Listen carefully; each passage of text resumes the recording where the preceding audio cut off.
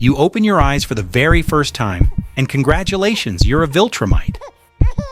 One of the most physically dominant species in the entire galaxy. Born on the planet Viltrum, feared across the known universe, basically a flying tank with a mustache. Sounds incredible, right? Yeah. Let's talk about what that actually means day to day. Because spoiler alert, it is considerably less fun than the brochure suggests. There is no brochure, by the way. Viltrumites don't do brochures. They do gravity chambers. You are approximately 6 hours old, and you are already in a gravity chamber. 4 times the strength of Earth's gravity, pressing down on your tiny infant body, while your muscles scream and adapt in real time. No stuffed animals, no lullabies, no one coming when you cry. On Viltrum, weakness is never rewarded. Not even when you are literally a newborn who has been alive for less time than a pizza delivery takes. You cry. The walls are steel. Nothing happens.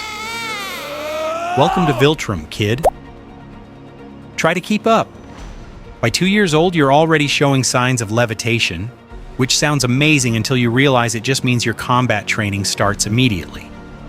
Your toys are weighted blocks. Your parents watch you struggle to lift them from across the room with their arms crossed. They do not help you up when you fall. That's not cruelty, that's just Tuesday on Viltrum. A true Viltrumite stands on their own. Thanks, Dad. Really appreciate the emotional support, Dad. You're doing great, Dad. At 5 years old, you're thrown into the Juvenile Combat Initiative, which is exactly what it sounds like. A fight club for children. On your first day, you're matched against a kid named Laro who is older than you and twice your size, and has the energy of someone who genuinely enjoys this. You get knocked down immediately. One of the instructors growls at you to get up.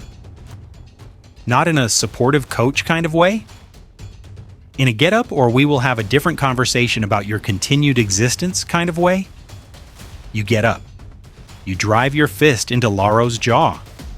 He goes down. The crowd erupts.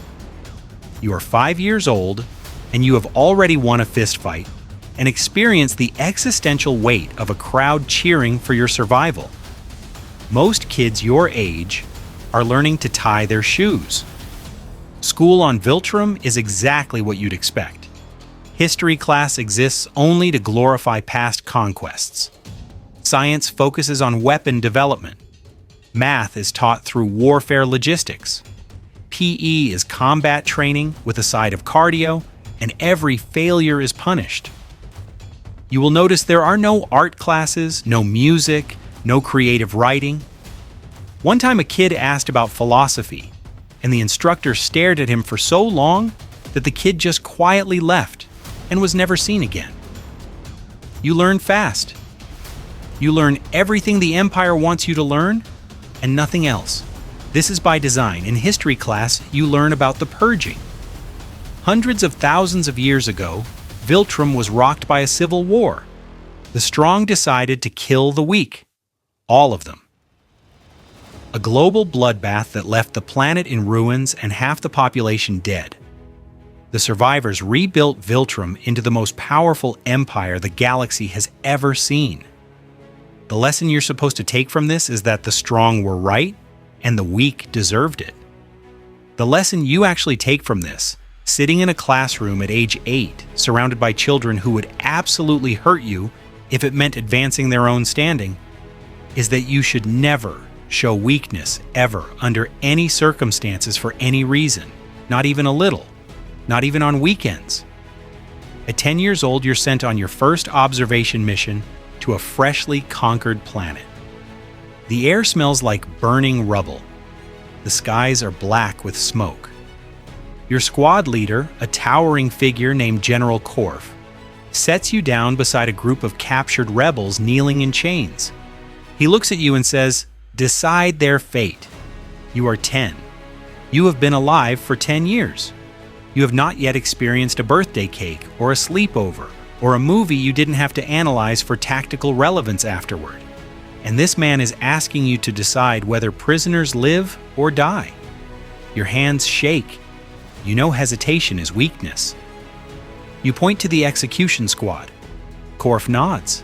That night you lie awake for the first and last time in your life, haunted by what happened. By morning, you've already been trained out of the feeling. The Empire is efficient like that. At 15, you lead your first solo mission. A raid on a rebel outpost. Simple operation. Test of leadership. What actually happens is the rebels are better armed than expected. The skirmish turns into chaos, and several of your squad mates are killed. When you return to Viltrum, the deaths are glossed over. A victory is a victory, your instructor says, patting you on the back. You filed that lesson away somewhere between emotions are weakness and everyone around you is expendable. In the increasingly crowded cabinet of things Viltrum has taught you about life. Then come the Viltrumite trials. If everything before this was the warm-up, the trials are the main event. Dropped on a distant moon with gravity 3 times Viltrum's strength, 30 candidates. 1 week, a series of challenges designed to eliminate anyone who doesn't fully embody what the Empire demands. Failing doesn't mean going home. Failing means dying there. The first challenge is a race across jagged terrain that punishes every step. Those who fall behind are left where they fall. The second is a combat arena where you face Laro again. Bigger and meaner than he was in Toddler Fight Club, and you drop him in seconds. By day 3, only 12 candidates remain.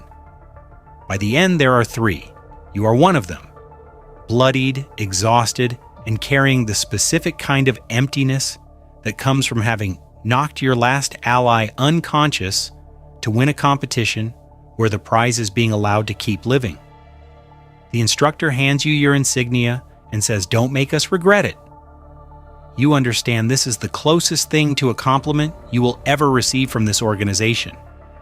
By your mid-20s, war is second nature. Every day is a repetition of the last. Descend on a planet, crush its defenses, pacify the population, move on. The galaxy is vast, and the Empire demands total dominance, and there is no time to process one battle before you're thrown into the next. You also have a mustache now. All Viltrumite men have mustaches. It is legally required by the government. You did not choose this. Nobody asked you. It is simply a thing that is true about your life now, and you have accepted it the way you've accepted everything else on Viltrum, which is to say, without comment or visible emotional response. By your 40s, the cracks start showing. Rebellions that used to take days to crush drag on for months.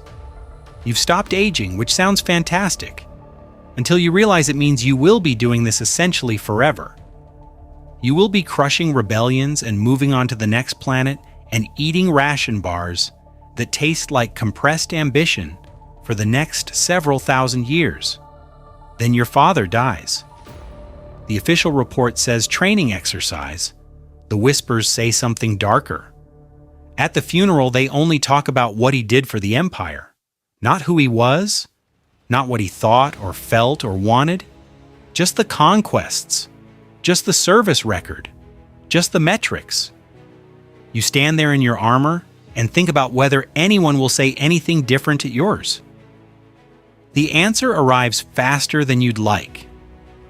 Shortly after the funeral, the High Command summons you. They praise your genetics, your strength, your years of service. Then they hand you a file on a distant planet called Corrales and explain your next mission. Reproduction. Viltrumite genes are so dominant that a half-Viltrumite child is nearly identical to a pure-blooded warrior. The Empire's expansion strategy includes sending soldiers to infiltrate compatible planets, establish themselves, produce offspring, and eventually hand the planet over. Your job is to go to Corrales, become part of their society, start a family, and then at the appropriate moment, betray everything and everyone you've spent years living among. You've been trained for every kind of combat the galaxy has to offer. Nobody trained you for this. Corrales is beautiful. You will never admit this out loud.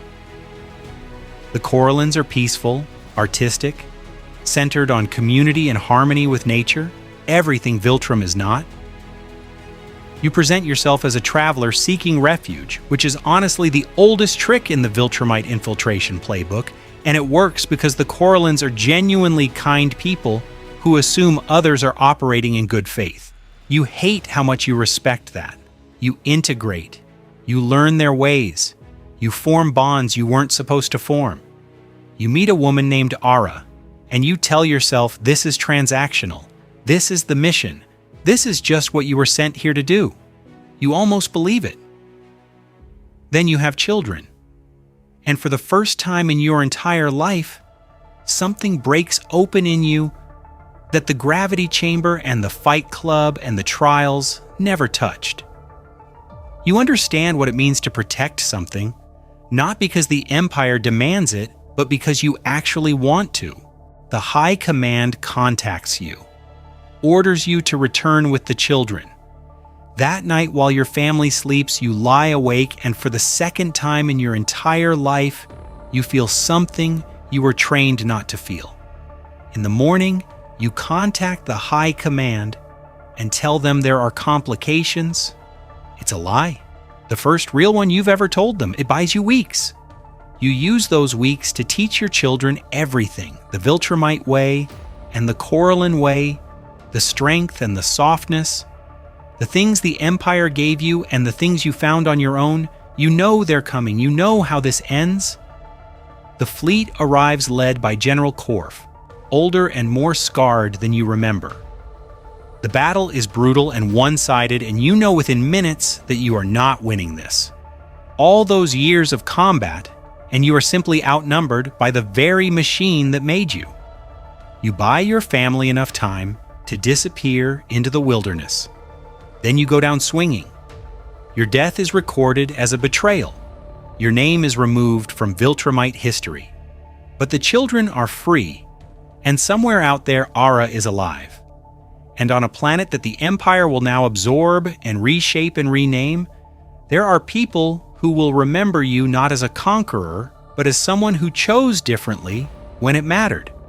Not bad for a kid who spent his first night alive, in a gravity chamber, crying into steel walls while nobody came.